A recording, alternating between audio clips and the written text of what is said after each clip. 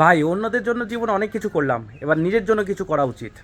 আসসালামু আলাইকুম ভিউয়ার্স, কেমন আছেন আপনারা? তো আজকে একটা মারাত্মক প্ল্যানিং করেছি। সেই প্ল্যানিংটা হলো পরিবারের যে কোনোভাবে সাহায্য করা।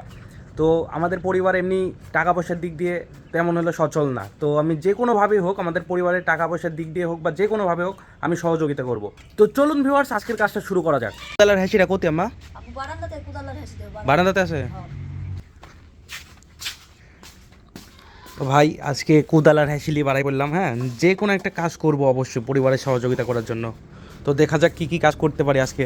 তো ভিউয়ার্স, আম্মা আমাকে সহযোগিতা করছে।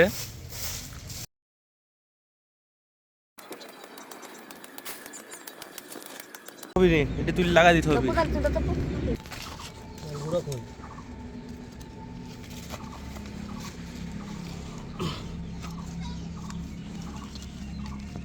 জানবেন লাগাতেন না দিতেন, এগুলি লাগাই দেন একসাথেই।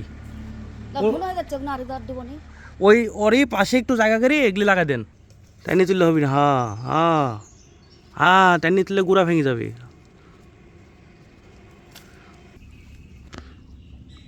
এগুলা পিপির চারা।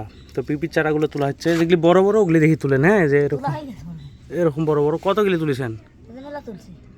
ওই যে যেগুলি এলো পাতা ইয়া হয়ে গেছে না, নষ্ট হয়ে গেছে, ওগুলি চলবে নি। ভালো ভালো যেগুলি বড় বড় ওগুলিকে নিয়ে লাগা দিব, তাহলে গাছগুলি ভালো হবে। এগুলা থাক, এগুলি যা আছে থাক, লাগলে এখান থেকে আবার তুলে নিব নি। মানে এইগুলি যদি লাগালে হবে কিনা আবার কে জানে। আপনাকে জায়গা কেটে দিচ্ছে, আপনি খালি লাগা দেবেন, কি বুঝলেন? আর হলো এডি, আর হলো এডি সেগুলা হলো পুঁয়ের গাছ। হ্যাঁ মানে পুঁই শাকের গাছ। এডি গাছে আর কোন লাগান, বুঝলেন? চারদিক করি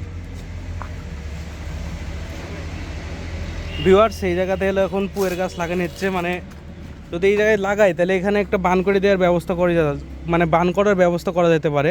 আর যদি বান নাও করি, মাটির পুরো এখানে ভালো হবে, মানে শুকনা মাটি তো, পাশে এইদিকে এলো একটু ভিজা মাটি আছে, মানে জোর পাবে আর কি।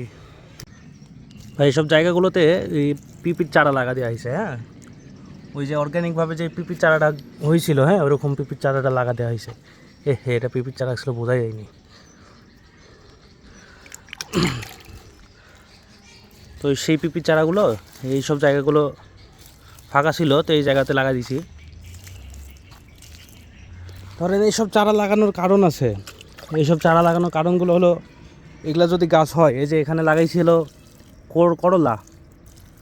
করলার গাছ, এই দুইটা গাছ যদি হয় তাহলে এই মনে করেন এই কাটার পরে যদি দিয়ে দেওয়া হয়, তাহলে এখান থেকে মনে করেন করলা খাওয়া হবে, তাই না? এমনি এমনি ভালোই লাগবে।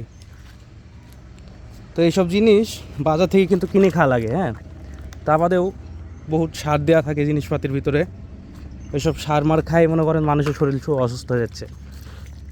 এর জন্য আমি একটু চেষ্টা করছি যে পরিবারে যে কোনোভাবে সাহায্য করার। হ্যাঁ কীরকম সাহায্য, এগুলা গাছ টাছ লাগাই দিচ্ছি। হ্যাঁ তো এইসব গাছগুলো যদি আমি এইভাবে লাগাই থাকি, তাহলে মনে করেন আজকে না, কিন্তু আজ থেকে 1-1.5 মাস ভিতরে বা 1-1.5 মাস পরে আমার হলো একটা, এখান থেকে হলো একটা খাওয়ার উপযুক্ত ফল টল চলে আসবে। হ্যাঁ এই যে পিপির গাছ, এখানেও পিপির গাছ আছে। যদি এইভাবে লাগাইতে থাকি তাহলে মনে করেন এখান থেকে আমাদের হলো খাওয়ার উপযুক্ত সব শাকসবজি পেয়ে যাব। হ্যাঁ খাওয়ার উপযুক্ত সব শাকসবজি এখান থেকে পেয়ে যাব। এই যে এগুলা দেখতে পাচ্ছেন, এখানে হলো পুঁয়ের গাছ লাগানো হলো, ছোট ছোট চারা। বাট এগুলা যদি বড় হয় তাহলে মনে করেন এগুলা চারাতেই খেয়ে শেষ করতে পারবো না, অনেকগুলো লাগানো হয়েছে।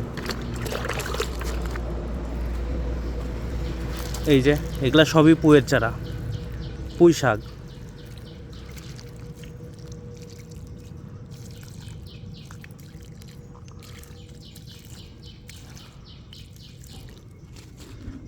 আরও গাছ লাগানো আছে ভিউয়ার্স, দেখাই আপনাদের। এই যে এগুলা দেখতে পাচ্ছেন না, এগুলা হলো লাউয়ের চারা। লাউ নাম না, চাল কুমড়া, ও সরি ভিউয়ার্স, এগুলো হলো চাল কুমড়ার চারা। তো মাথায় প্ল্যানিং আছে যে এখানে যদি চাল কুমড়ার গাছগুলো হয় ভালোভাবে, তাহলে এই জঙ্গলের ভিতরে আমি বান করে দিব, মানে পাগারের ভিতরে বান করে দিলে বিষয়টা হবে কি, এখানে চাল কুমড়া ধরলে আমার জায়গাও অপচয় হচ্ছে না, প্লাস এখান থেকে আমি অর্গানিকভাবে চাল কুমড়াগুলো নিয়ে খেতে পারবো। হ্যাঁ এখানে হলো আছে হলো সিমের গাছ। সিমের গাছ আরেকটা তুলে লাগাই দিয়েছেন?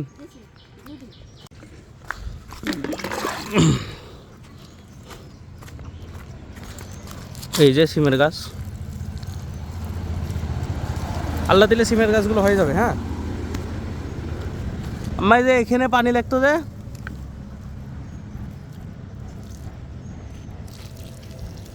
লে আসেন পানি লে আসেন।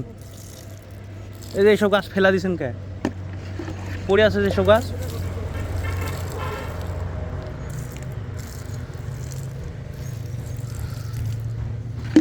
তো এই গর্তের ভিতরে লাগানোর কারণ আছে, এখানকার মাটিটা অনেক সুন্দর লাগলো দেখতে।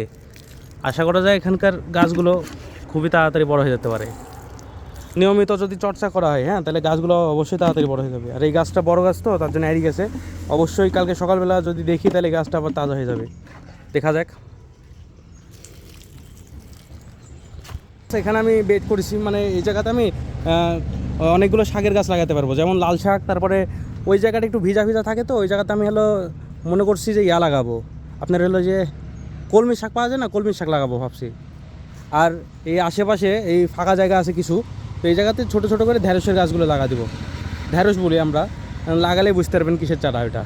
তো ভিউয়ার্স, আজকের জন্য এগুলোই আমি পদক্ষেপ নিয়েছি, এবং পরবর্তীতে কি কি পদক্ষেপ নিতে পারি আমার পরিবারের জন্য সহযোগিতা করার জন্য, বা টাকা উপার্জনের জন্য কি কি পদক্ষেপ নিতে পারি বা কি কি পদক্ষেপ নিব, সেগুলো সব কিছু আপনাদের দেখাবো।